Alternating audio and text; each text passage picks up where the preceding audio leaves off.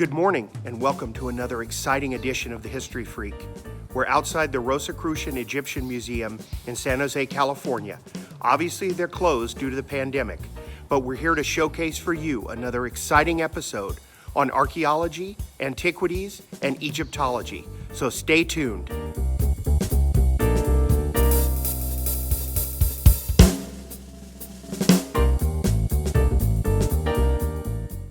One of the remarkable things about this place is that it has an underground replica of King Tutankhamun's tomb in the Valley of the Kings, as first discovered by Howard Carter and Lord Carnarvon.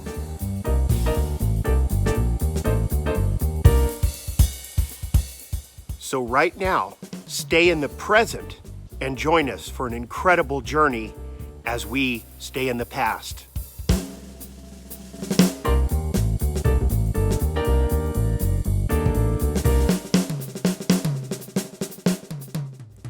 Antiquities are quite interesting and fun to collect. Here's a fragment of Roman pottery. Next, we have a Greek head in the 1st centuries BC. Panning over to the right, we have a fragment of Roman bronze. Here's a Greek statue of a woman, circa 1st century BC. And lastly, an oil lamp from the Holy Land. Quite an interesting collection of small, ornate items. While there are many dealers out there, I prefer a couple.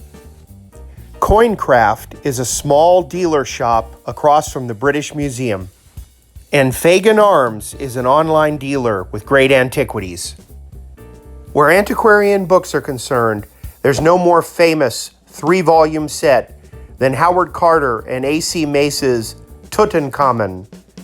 The original 1st edition, here in German, but more notably in English, was printed in the 1920s up until the early 1930s, with the 3rd volume hard to find. The volumes are known for their very intricate maps, photographs, and diagrams. And of course, readers the world over marveled at the beautiful illustrations and photographs of the treasures found within the tomb.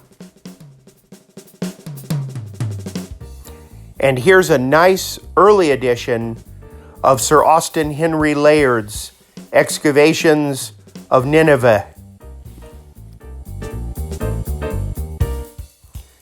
Again, we see very, very detailed illustrations of the archaeological sites and wonderfully intricate maps of the excavations going on.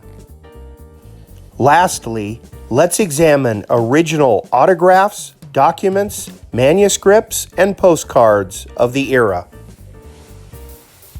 The discovery of King Tut's tomb sparked a flurry of interest in Egyptology.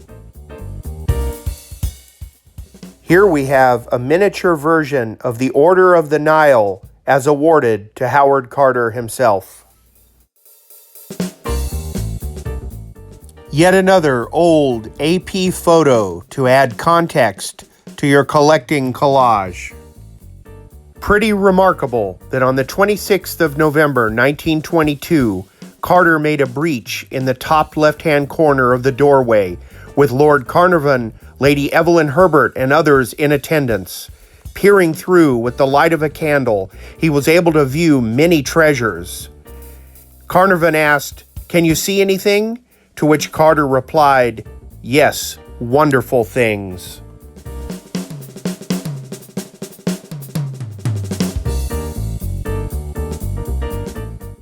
An interesting photo of the daredevil aristocrat and Egyptologist financier, Lord Carnarvon.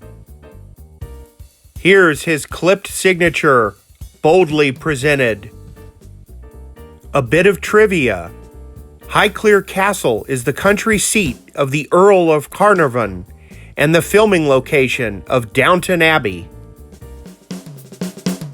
Some early 1920s newspaper clippings about the discovery of the tomb for your viewing enjoyment.